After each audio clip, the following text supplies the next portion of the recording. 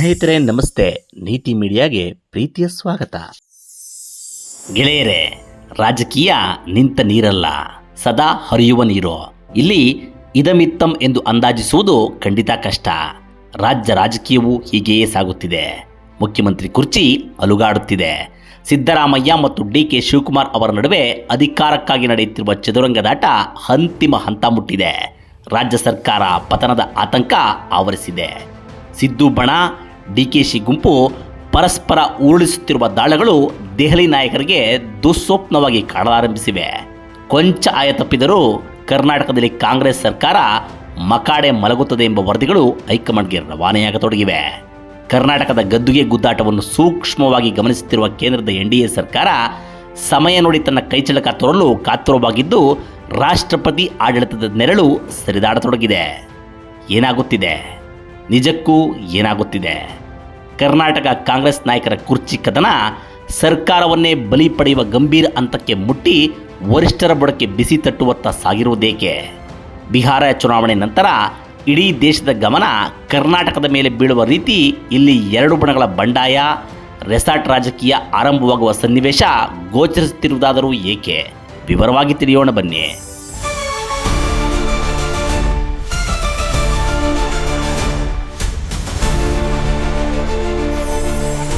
ಮಿತ್ರರೇ, ಮುಖ್ಯಮಂತ್ರಿ ಹುದ್ದೆಗಾಗಿ 2.5 ವರ್ಷದಿಂದ ಸಾಗರದಷ್ಟು ತಾಳ್ಮೆ, ಮಹಾಪರ್ವತದಷ್ಟು ಮಹತ್ವಾಕಾಂಕ್ಷೆ ಇಟ್ಟುಕೊಂಡು ಕಾಯುತ್ತಿರುವ ಡಿ.ಕೆ. ಶಿವಕುಮಾರ್ ಹೈಕಮಾಂಡ್ ಬೆಂಬಲ ಗಿಟ್ಟಿಸುವಲ್ಲಿ ಯಶಸ್ವಿಯಾಗಿದ್ದರು. ಇದೇ ಕಾರಣಕ್ಕಾಗಿಯೇ ಅವರು ಮಾತೆತ್ತಿದರೆ ಮುಖ್ಯಮಂತ್ರಿ ಹುದ್ದೆಗಿರಲು ಹೈಕಮಾಂಡ್ ನಿರ್ಧಾರ ಮುಖ್ಯ ಎನ್ನುತ್ತಿದ್ದರು. ತಮ್ಮ ನಾಯಕ ವರಿಷ್ಠರನ್ನು ಸೆಟ್ ಮಾಡಿಕೊಂಡಿದ್ದಾರೆ ಎಂಬ ಮಾಹಿತಿ ಇದ್ದಿದ್ದರಿಂದಲೇ ಡಿ.ಕೆ.ಶಿ ಬಣದ ಶಾಸಕರಲ್ಲಿ ಹೊಸ ಉತ್ಸಾಹ ಕಾಣಿಸಿಕೊಂಡಿತ್ತು. ಅದರಲ್ಲೂ ಇತ್ತೀಚೆಗೆ ಪ್ರಿಯಾಂಕಾ ವಾದ್ರಾ ಅವರು ಸಿಎಂ ಹುದ್ದೆ ವಿಚಾರದಲ್ಲಿ ಡಿ.ಕೆ.ಶಿಗೆ ಮಾತು ಕೊಟ್ಟಿದ್ದಾರೆ ಎಂಬ ರಹಸ್ಯ ಮಾಹಿತಿ ಯಾವಾಗ ಹರಿದಾಡಿತೋ, ಇನ್ನೇನು ಡಿ.ಕೆ.ಶಿ ಮುಖ್ಯಮಂತ್ರಿಯಾಗೇ ಬಿಟ್ಟರೋ, ಪ್ರಮಾಣ ವಚನ ಒಂದೇ ಬಾಕಿ ಎಂಬ ವಾತಾವರಣ ಮೂಡಿಬಿಟ್ಟಿತ್ತು. ಡಿ.ಕೆ.ಶಿಗೆ ಡಿಸೆಂಬರ್ವರೆಗೂ ರಾಜಯೋಗವಿದೆ.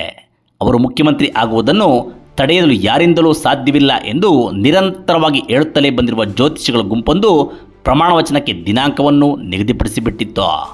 ನವೆಂಬರ್ 21ರಿಂದ 24ರ ಮಧ್ಯೆ ಡಿ.ಕೆ.ಶಿ ಪದಗ್ರಹಣ ಖಚಿತ ಎಂದು ಇವರೆಲ್ಲ ಶರ ಬರೆದು ಬಿಟ್ಟಿದ್ದರು. ಡಿ.ಕೆ. ಶಿವಕುಮಾರ್ ಅವರ ಬಗ್ಗೆ ಅಪಾರ ಮೆಚ್ಚುಗೆ, ಮಮಕಾರ ಹೊಂದಿರುವ ಸೋನಿಯಾ ಗಾಂಧಿ ಮಧ್ಯಪ್ರವೇಶಿಸುತ್ತಾರೆ. ಪ್ರಿಯಾಂಕಾ ಗಾಂಧಿ ಕೊಟ್ಟ ಮಾತಿನಂತೆ ಬಂಡೆಗೆ ಭಾಗ್ಯದ ಬಾಗಿಲು ತೆಗೆಯುತ್ತಾರೆ. ಇವರಿಬ್ಬರೂ ರಾಹುಲ್ ಗಾಂಧಿ ಅವರ ಮೇಲೆ ಒತ್ತಡ ಏರಿ ಕರ್ನಾಟಕದಲ್ಲಿ ಅಧಿಕಾರ ಹಸ್ತಾಂತರ ಸುಗಮವಾಗಿ ನಡೆಯುವಂತೆ ನೋಡಿಕೊಳ್ಳುತ್ತಾರೆ. ಸಿದ್ದು ಮನವೊಲಿಸುವ ಕೆಲಸವನ್ನು ಖುದ್ದು ಸೋನಿಯಾ ಗಾಂಧಿ ಮಾಡುತ್ತಾರೆ ಎಂಬ ಲೆಕ್ಕಾಚಾರ ಮಾಡಿದ್ದರಿಂದಲೇ ಡಿ.ಕೆ.ಶಿ ಬೆಂಬಲಿಗ ಬಣ ಜ್ಯೋತಿಷಿಗಳ ಮಾತು ನಂಬಿ ವಿಜಯೋತ್ಸವಕ್ಕೆ ಸಜ್ಜಾಗಿತ್ತು. ಆದರೆ ತಡವಾಗಿ ಅಸಲಿ ಆಟ ಶುರು ಮಾಡಿರುವ ಸಿದ್ದರಾಮಯ್ಯ ಡಿ.ಕೆ.ಶಿ ಬಣದ ಆತ್ಮವಿಶ್ವಾಸ ಕಸಿದಿದ್ದಾರೆ. ಯಾವಾಗ ಡಿ.ಕೆ.ಶಿ ಹೈಕಮಾಂಡ್ ವಲಯದಲ್ಲಿ ಸ್ಪಷ್ಟ ಮೇಲುಗೈ ಸಾಧಿಸಿರುವುದು ಖಚಿತವಾಯಿತೋ, ಸಿಎಂ ತಮ್ಮ ಬತ್ತಳಿಕೆಯ ಬ್ರಹ್ಮಾಸ್ತ್ರ ಪ್ರಯೋಗಕ್ಕೆ ಮುಂದಾಗಿದ್ದಾರೆ. ಇದರ ಸ್ಯಾಂಪಲ್ ಎಂಬಂತೆ ಸಿದ್ದು ಎಸೆದಿರುವ ಪವರ್ಫುಲ್ ದಾಳಕ್ಕೆ ರಾಹುಲ್ ಗಾಂಧಿಯೇ ತಂಡ ಹೊಡೆದು ಹೋಗಿದ್ದಾರೆ. ಬಿಹಾರ ಚುನಾವಣಾ ಫಲಿತಾಂಶ ಬಂದ ಮಾರನೇ ದಿನ ನವೆಂಬರ್ 15ರಂದು ದೆಹಲಿಗೆ ತೆರಳಲಿರುವ ಸಿದ್ದರಾಮಯ್ಯ ಅಲ್ಲಿ ನಡೆಯುವ ಮಾತುಕತೆ ತಮಗೆ ಪೂರಕವಾಗಿರದೇ ಹೋದರೆ ತಮ್ಮ ವಿಶ್ವರೂಪ ತೋರಿಸುವುದು ಖಚಿತ ಎನ್ನುತ್ತಿದೆ ಸಿಎಂ ಬಣ. ಈಗಾಗಲೇ ರಾಹುಲ್ ಗಾಂಧಿಗೆ ಯಾವ ಸಂದೇಶ ತಲುಪಿಸಬೇಕೋ ತಲುಪಿಸಲಾಗಿದೆ.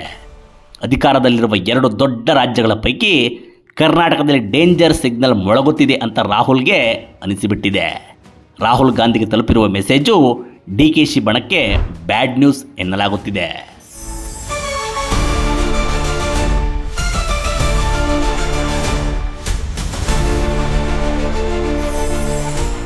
ಸ್ನೇಹಿತರೆ, ಸತೀಶ್ ಜಾರಕಿಹೊಳಿ, ಪರಮೇಶ್ವರ್, ಎಚ್.ಸಿ. ಮಹದೇವಪ್ಪ, ಜಮೀರ್ ಅಹಮದ್ ಮತ್ತಿತರರು ವರಿಷ್ಠ ನಾಯಕರಾದ ಕೆ.ಸಿ. ವೇಣುಗೋಪಾಲ್ ಮತ್ತು ರಣದೀಪ್ ಸಿಂಗ್ ಸುರ್ಜೇವಾಲಾ ಅವರ ಮೂಲಕ ಸಿದ್ದರಾಮಯ್ಯ ಅವರ ಗುಂಪಿನ ನಿಲುವೇನು ಎಂಬುದನ್ನು ರಾಹುಲ್ ಗಾಂಧಿಗೆ ಅತ್ಯಂತ ಸ್ಪಷ್ಟವಾಗಿ ಹೇಳಿದ್ದಾರೆ. ಸಿದ್ದರಾಮಯ್ಯಜಿ ಅವರು ಹೈಕಮಾಂಡ್ ಯಾವ ತೀರ್ಮಾನ ತೆಗೆದುಕೊಂಡರೂ ಅದಕ್ಕೆ ಬದ್ಧರಾಗಿರುತ್ತಾರೆ. ಮುಖ್ಯಮಂತ್ರಿ ಹುದ್ದೆ ತ್ಯಜಿಸಿ ಅಧಿಕಾರ ಹಸ್ತಾಂತರ ಮಾಡಿ ಅಂದರೂ ಅದಕ್ಕೆ ಸಿದ್ಧರಿದ್ದಾರೆ. ಆದರೆ ಅವರು ಖಾಲಿ ಮಾಡುವ ಜಾಗವನ್ನು ಶಾಸಕಾಂಗ ಪಕ್ಷದ ಬಹುಮತದೊಂದಿಗೆ ತುಂಬಬೇಕು. ಇಲ್ಲದಿದ್ದರೆ ನಮ್ಮ ಬಹು ವರ್ಷಗಳ ದಲಿತ ಮುಖ್ಯಮಂತ್ರಿ ಬೇಡಿಕೆಯನ್ನು ಪರಿಗಣಿಸಬೇಕು. ಸಿದ್ದರಾಮಯ್ಯ ಅವರನ್ನು ಬಲವಂತದಿಂದ ಕೆಳಗಿಳಿಸಿದರೆ ಅವರು ಕಳೆದ 10 ವರ್ಷಗಳಿಂದ ಕಟ್ಟಿರುವ ಅಲ್ಪಸಂಖ್ಯಾತ ಹಿಂದುಳಿದ ದಲಿತ ಮತ ಬ್ಯಾಂಕ್ ಚೆದರುತ್ತದೆ. ಕಾಂಗ್ರೆಸ್ ಪಕ್ಷಕ್ಕೆ ಇದು ಮೇಲೇಳಲಾಗದಂತಹ ಹೊಡೆತ ಕೊಡುತ್ತದೆ. ಇದಾಗಬಾರದು ಎಂದರೆ ಶಾಸಕರ ಅಭಿಪ್ರಾಯದಂತೆ ಮುನ್ನಡೆಯುವುದೇ ಒಳ್ಳೆಯದು. ಶಾಸಕರ ಬೆಂಬಲ ಈಗಲೂ ಸಿದ್ದರಾಮಯ್ಯ ಅವರ ಪರವಾಗಿದೆ. ಶಾಸಕರ ಪರೇಡ್ ಮಾಡಿಸಿ ಅಂದರೂ ನಾವು ಅದಕ್ಕೆ ಸಿದ್ಧ. ಶಾಸಕಾಂಗ ಪಕ್ಷದ ಸಭೆ ಕರೆದು ಬಲಾಬಲ ಪರೀಕ್ಷೆ ಮಾಡೋಣ ಅಂದರೆ ಅದಕ್ಕೂ ಸಿದ್ಧ. ಸಿದ್ದರಾಮಯ್ಯ ಅವರು ಮುಂದುವರಿಯಬೇಕು ಎಂಬುದು ಬಹುಜನ ಶಾಸಕರ ವೈಯಕ್ತಿಕ ಅಭಿಪ್ರಾಯ.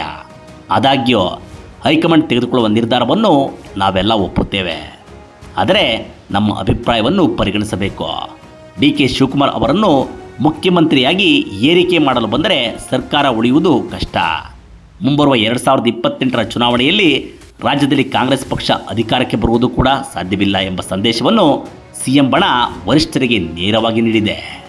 ಒಂದು ಕಡೆ ತಮ್ಮ ಬೆಂಬಲಿಗರ ಪಡೆಯಿಂದ ಇಂತಹ ಮೆಸೇಜು ಪಾಸು ಮಾಡಿರುವ ಸಿದ್ದರಾಮಯ್ಯ, ಮತ್ತೊಂದು ಕಡೆ ದಿನೇಶ್ ಗುಂಡೂರಾವ್ ಅವರಂತಹ ತಟಸ್ಥ ನಿಲುವಿನ ನಾಯಕರ ಮೂಲಕ ಪಕ್ಷದ ಶಾಸಕರ ಒಲವು ನಿಲುವುಗಳು, ನಾಯಕತ್ವ ಬದಲಾವಣೆಯಿಂದ ಆಗಬಹುದಾದ ವ್ಯತಿರಿಕ್ತ ಪರಿಣಾಮಗಳು ಹೇಗೆ ಪಕ್ಷಕ್ಕೆ ಬಾಧಕವಾಗುತ್ತವೆ, ಸಿದ್ದರಾಮಯ್ಯ ಅವರನ್ನು ಹುದ್ದೆಯಿಂದ ಕೆಳಗಿಳಿಸಿದರೆ ಆಗುವ ರಾಜಕೀಯ ಪಲಟಗಳು ಕರ್ನಾಟಕದಲ್ಲಿ ಹೇಗೆ ರಾಜಕೀಯ ಅಸ್ಥಿರತೆ ಉಂಟು ಮಾಡುತ್ತವೆ ಎಂಬುದರ ವರದಿ ರವಾನೆಯಾಗುವಂತೆ ನೋಡಿಕೊಂಡಿದ್ದಾರೆ. ಇಷ್ಟಾದ ನಂತರ ಕುರ್ಚಿ ಉಳಿಸಿಕೊಳ್ಳುವ ಅಂತಿಮ ಹಣಾಹಣಿಗೆ ಸಿದ್ದು ಸಿದ್ಧತೆ ಮಾಡಿಕೊಳ್ಳತೊಡಗಿದ್ದಾರೆ.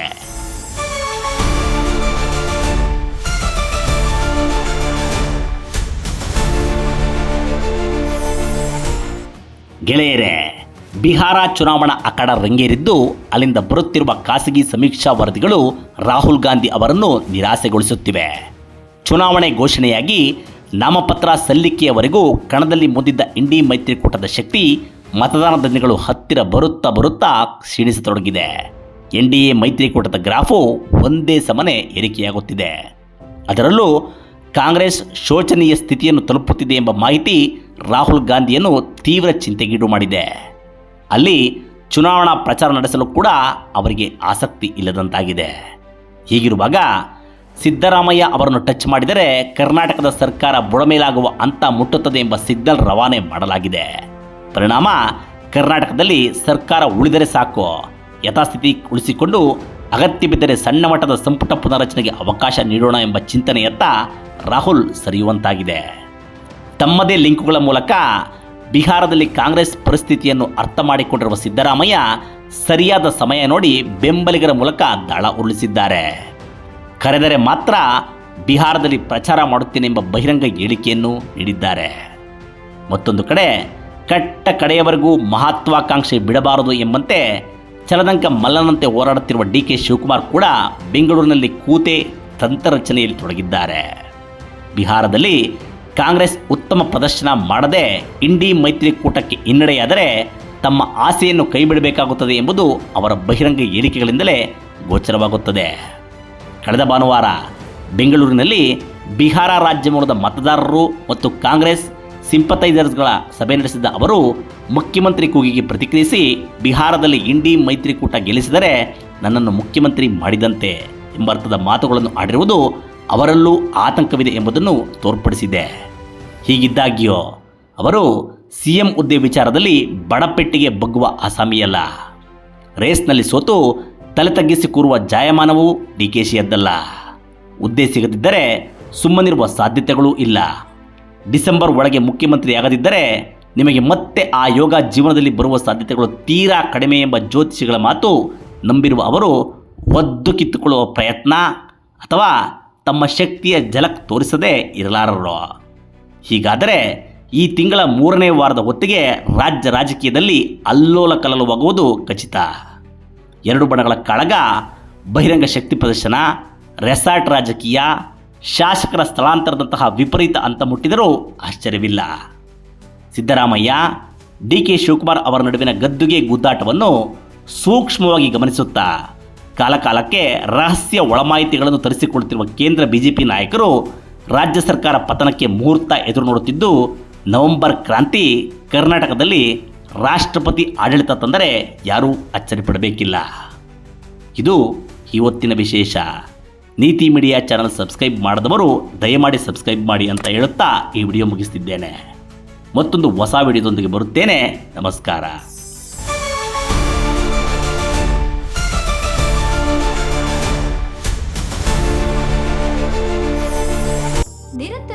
ವಿಡಿಯೋಗಳಿಗಾಗಿ ನೀತಿ ಮೀಡಿಯಾ ಯೂಟ್ಯೂಬ್ ಚಾನೆಲ್ ಸಬ್ಸ್ಕ್ರೈಬ್ ಮಾಡಿ.